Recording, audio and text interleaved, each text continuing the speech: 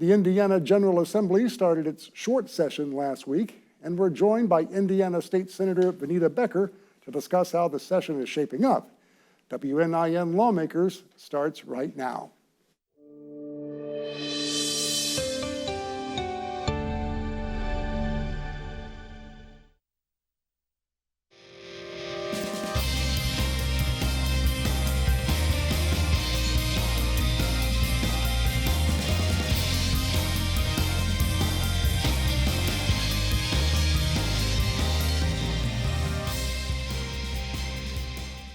Welcome to WNIN Lawmakers.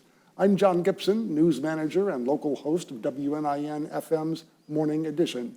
Before we check in with Senator Becker, here's a report from Indiana Public Broadcasting's Brandon Smith on what happened in the General Assembly this past week. A House-approved bill makes it a crime to share intimate images or videos of someone that were computer-generated without the person's consent. The measure is an extension of the state's revenge porn law. Legislation approved by a Senate committee bans prior authorization for routine and emergency services and common prescription drugs. Prior authorization is pre-approval that insurance companies require before they'll pay for a medical service. The bill also puts limits on both the amount of prior authorizations insurers can require and the time it takes to approve services. And a measure approved by a House committee scales back some child labor exemptions on hour and time restrictions for 14 to 18-year-olds throughout the state. Proponents say it will help Indiana rules mirror federal regulations while providing child workers more opportunities. Opponents worry about children's safety. For Indiana Public Broadcasting, I'm Brandon Smith at the State House. We're joined now by Indiana State Senator Vaneta Becker, who represents Warwick County and a small portion of eastern Vanderburgh County. As always, Vaneta, thank you for joining us. My pleasure. We appreciate it. Thank you very much. Well, let's start with Senate Bill 3. It looks to limit the pre-authorization requirements on many health insurance plans. I know health is a big topic for you. Right. What are the details of that bill? Well, what we're finding with prior authorization, a lot of the insurance companies are putting on limits, and this bill is going to eliminate prior authorization in a lot of instances. Can you describe what prior authorization is? Well, prior authorization just means that you have to get it approved by your insurance company before the treatment or the medication can be dispensed. And it's not necessarily up to your doctor. And so what this particular bill does is it removes that. What we found in some of the research was that some of these health insurance plans, they weren't even using physicians to determine this. They were using algorithms and just deny. And for the month and or the weeks or the days that they have that denial, they make money or they make interest off of what they declined to actually cover. So the idea is to sort of put doctors more in charge? Yes, it's to put the patient and the doctor more in charge. That's exactly it. And to kind of curb what insurance companies are doing, because they're only interested in the bottom line. And this should be decided by, really, in my opinion, by a person's physician. So this will give more leeway to the patient and to the patient's physician to determine what's covered. So what is the status of this bill? Does it have strong support? It has strong support. In fact, it was, I serve on the Health Committee, and every member, including the Democrats that serve on the Health Committee, all went on as co-authors of the bill. So that's pretty broad-based support. Yeah, I guess it moves on to the House now? It will move on to the full Senate first. Full Senate first. There may be a few people that are in the insurance business that maybe don't like it, but I think the majority of folks, and it's actually one of our pillars for this session, for the Senate Republicans. It's one of their priority bills. All right, so you're pretty optimistic that it will make it through? I'm optimistic, although we could run into some problems over in the House, but we'll just have to see. We will keep an eye on that, as always. Well, the Indiana House, speaking of that, is looking to roll back some child labor laws by allowing teens to have fewer restrictions on working. What are your thoughts on that idea? Well, I don't know enough about that particular provision. Somebody said they're going to allow 14-year-olds to work almost full-time. If that's the case, I don't think that's a good idea. You need to leave, but I don't know all the parameters, so. Right, I don't have them in front of me, but I Yeah. guess just generally speaking. Generally speaking, if we can make it better for teenagers without jeopardizing, they need to be in school first and foremost. But if we can help in some of these areas where they work part-time and maybe give them a few extra hours, I'm certainly open to looking at that. You mentioned they have to be in school. They also have to work on their homework, I would guess. That's right. Yes. That's exactly right. All right. Well, let's get into AI, artificial intelligence. There are some bills aimed at curtailing it, creating images with people without their permission. What are your thoughts on how the General Assembly should address issues with artificial intelligence? Well, I think we need to be very careful because we don't want children's images or even yours or my images just put out there by people without our permission, and I think they should require that first. AI is it's a new technology, and so it's always difficult when you first start out with new technology. I know I was talking to someone this morning, and the old, trying to think what they call, Alexa? Yeah, for example, your smart speaker, that kind of thing? Your smart speaker in the house that Right. You can ask it questions. Sure. I bought my husband one for Christmas. I thought he'd really like it. He said, I don't want that thing in my house. Because what you find out is that it knows what you're talking about. You will find out then that you will read emails that cover the songs or the products that you've discussed in your home. Right, right. So somebody is listening out there. So a bit invasive. I know a lot of folks Yes. who are Yeah. concerned about that, and I guess you have similar concerns about AI. I do have similar concerns. I mean, there are times when it's appropriate and it can be used for good, but I think we need to be very careful how we roll that out. Yeah, and with a new technology like this, there's a lot more to learn, isn't there? We need to learn a whole lot more about it. Yeah, absolutely. All right, well, let's move on to, let's see, the third grade test bill that's happening at the General Assembly. I know some people are concerned about keeping the pass-fail nature of the third grade test in a bill there. What are your thoughts on that? Well, I think the bill is very well intentioned. One of the things I like about it, we want kids to be able to read by the third grade. And Again, we're talking about Senate Bill 1. Senate Bill 1. Yeah. And if they can learn to read by the third grade, they will do so much better in school. Right. But we also, what this bill does, it's really not a retention, it's a remediation bill, so that we can allow kids to take the reading test in the second grade. If they pass, then they don't have to take it in the third grade. If they aren't up to par yet, then we are going to require that they take summer school so that they can provide remediation for these students. And so that's really, and then they'll take the test again in the third grade. And if they can pass, then they don't have to take it again. Otherwise, I think we have to be careful holding kids back too long because otherwise you're going to have bullies picking on younger children. And that's not good either. But it's really designed to help younger students so that they can read by the third grade and to provide them with remediation in the second grade summer school. And I think as a legislature, we need to make sure we adequately fund summer school. I know I talked to Dr. Smith about this, and he kind of likes this idea of testing them in the second grade. This is Dr. David Smith, the Dr. superintendent David of the Smith. EVSC. Yeah, superintendent. And then if you know they have an issue, then you can provide remediation in that summer school after the second grade. So I'm hoping that we'll end up in a good place. This bill has a long way to go. I know there were reading specialists from Southern Indiana that drove all the way up there for the hearing and then didn't get a chance to testify. And we did pass last year a brand-new requirement of science of reading, Right.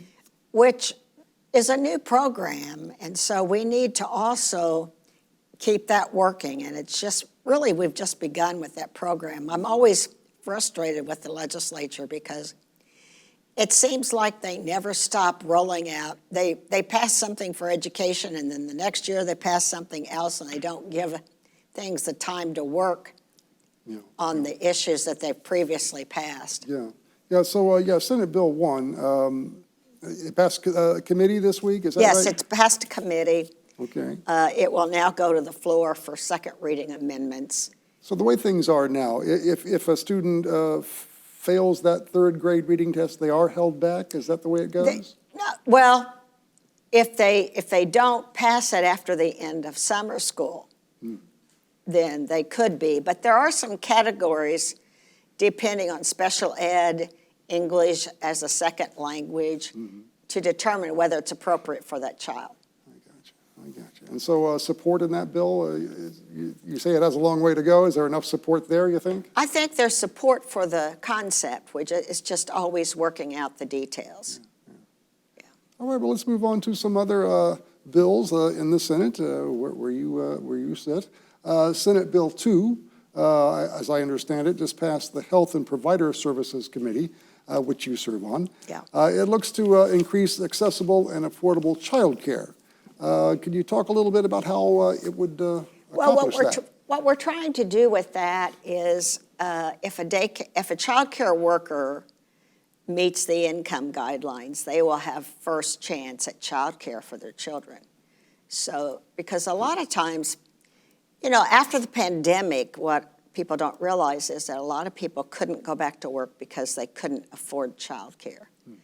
I mean, you're talking about $15,000 a year for child care in a lot of cases. And so this would give them first preference. And also, we want to look at regulations if they make sense and keep children safe, but part of this bill allows 16-year-olds to work in child care as long as they are supervised by someone at least 18. And I think probably that'll be moved up to 21 before we're done. I see. But some concerns about that? Some concerns about that, yeah. But we want to try to look at the regulations so that right now there's so many regulations on child care, it's really difficult for a child care provider to even operate. And so this would give, also providing, they don't make a lot of money in child care. The wages are very low. So if we can provide them with access to child care for their children, that's a benefit for them, and it also allows them to work. Yeah. All right, well, let's move on to another area here. Senate Bill 57, it's garnered some support. As I understand it, it would require automated commercial vehicles to not operate without human supervision. I guess we're talking about Yes. self-driving vehicles. You co-authored this bill with Senator Toms of Yes. Posey County. Why do you feel that's important? I think it's important because there have been lawsuits from California on this issue where cars that are not driven by human beings have caused tragic accidents.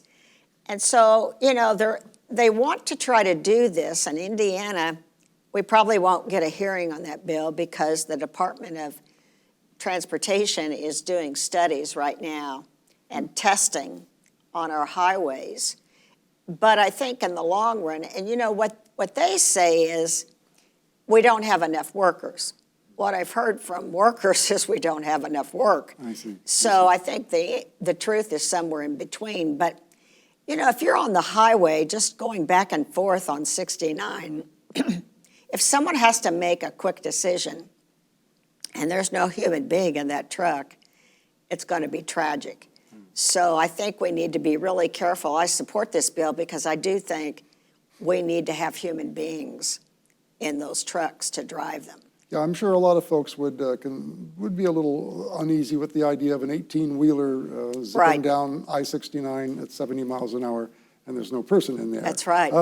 Is this I guess we talked about AI earlier. Is this another technology that you think needs a little more study? I do. I think it needs, and again, that's what they're looking at. Now, what you could end up, and I talked to the chairman of the Transportation Committee who said, we're testing right now, but what may be the answer is you have these, they've increased to bigger trucks and heavier trucks, and also trucks that have truckloads behind them, more than one cargo. Right.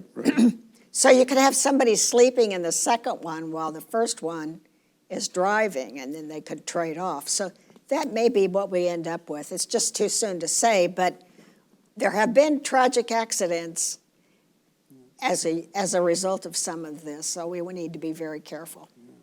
All right, well, let's move on to another bill in the House that looks to define anti-Semitism. Does it need to be defined, and what do you think spurred that legislation? I think it's the war in Israel that really sparked that particular interest. But I also think we shouldn't be discriminating against anybody, period. So I don't know. I think it probably ought to include other people if you are serious about not discriminating. What about Mormons? I mean, there are different races and different different religions. And so really and truly, I just think it ought to be, let's not discriminate against anybody. Yeah. All right, well, let's move on to some other things that are happening. Senate Bill 273, as I understand it, is about biomarker testing coverage. Yes. Basically, you'll probably have to explain that to us, what that is, Okay. what the bill is about, and I understand it just passed out of committee. Right. I presented it in the Insurance Committee this week, and what a biomarker is after someone is supposedly, like if you're diagnosed with cancer, they can do a biomarker. They can test your blood, your cells, your skin, your organs to see what is the most appropriate care for you so that you don't end up with a lot of trials that don't work and a lot of medications that don't work. And so this actually did come out of the Insurance Committee, and I presented it just yesterday. It came out 8-1. It's not for diagnosis. It's for actually picking out the best treatment for that patient. Determining the best treatment. Determining the best treatment, because in the long run, that will save money if we can get them, and lives if we can get them on the most appropriate treatment. We had somebody there with ALS patients, which is Lou Gehrig's disease. Right. They are looking for this to be, in the long run, with more research, and this will just allow them to do more research grants in this area. Well, let's talk a little bit about some of the other bills that you've filed for this year. What are you hoping to move forward here, sir? Well, I have a bill that's going to be heard Tuesday it's in Courts and Criminal Code, and it was one that our local sheriff, Noah Robinson, asked me to carry. And I think he's coming up for the hearing. And what the bill does, it would increase, right now what happens in our jails a lot of times, because inmates are there and they're bored, or they keep wanting to cause trouble. Pardon me, yes. So what they do is they actually destroy these fire safety suppressant, like the tubes up at the top where the water would come out, or Right, sprinkler systems. Sprinkler systems. They damage the sprinkler systems. Then they have to go in and repair that, and it's very costly. So this would just allow the sheriff to charge them with an additional crime. I see. All right, well, let's talk a little bit about the committees that you're on and what some of the bills you've seen in committee. Are there any that have caught your eye or your attention? Well, there's a bill that actually came out of committee yesterday in local government that actually allows, it would require, but this bill has a long way to go. Right now, if you own a business and the state wants to take your property, they can, it goes through an appraisal process, but they don't have to pay you for your business loss. So this would actually require them to also look at your business loss. Right. Well, there was a lot of opposition because the cost, like if you have to move utilities, it would also cost local governments money, cities and towns money, Right. as well as NDOT. But I think 17 other states already do this, so it's not really like it's a new concept. But this bill had to be recommitted to tax and fiscal policy, so I think it has a long way to go. So it had to move on to another committee. Yeah. And there is a bill on annexation. We haven't heard it yet in local government, and I think the chairman is really supportive of this bill, but we've been down this road, and between the House and the Senate, right now, we have a pretty good compromise. This would change that, so. I see. Annexation being like a Annexation city being government can take your property. can take more property and expand the city or the county. Expand the city or the county. And they fight this war every year between the House and the Senate. And right now we have, excuse me, we have. Yeah, we're both having some troubles with our throats today. Right now we have a compromise that appears to be working. So I don't know, the committee chairman did not hear it yesterday. He may not hear it at all, but he may, so we don't know yet. He has scheduled 5 hearings. Right now, How would that change the annexation laws that are on the books? it would require that the taxpayers would have to approve an annexation, I see. which would make it very difficult. For any annexation at that point, I would think. Yeah, it would. Yeah. The Senate has filed 297 bills. The House has filed 455 bills. And this is a short session. And this is a short session. We were limited in the Senate, and the House was limited to 5 bills. Unless you were a committee chairman, then you get an extra bill. But it's still too much. The pace has been extremely fast.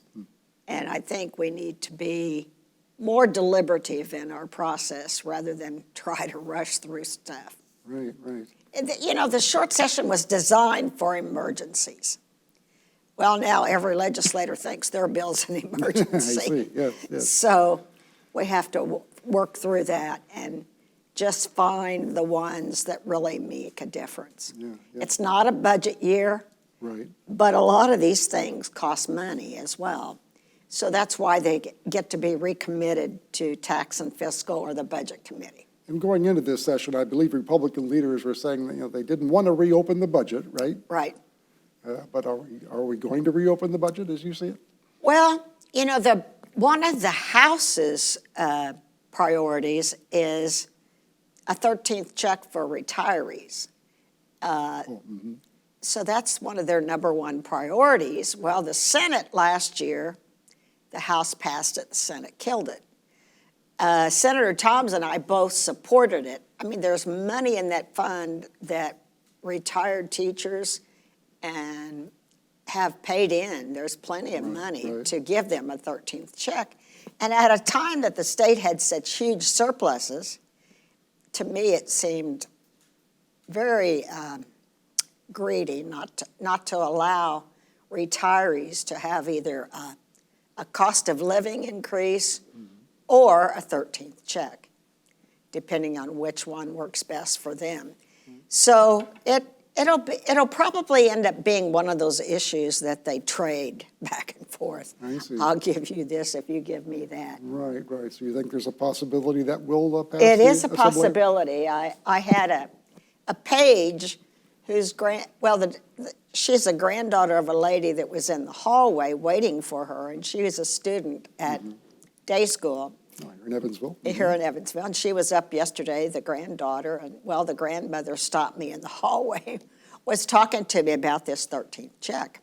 So, I think we should do it. There's plenty of money in that fund that retired teachers have paid into.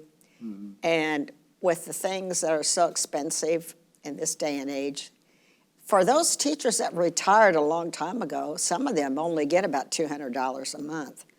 That's just not enough to live on. So we need to be a little better stewards of that. All right, well, we will keep our eye on that bill and many more.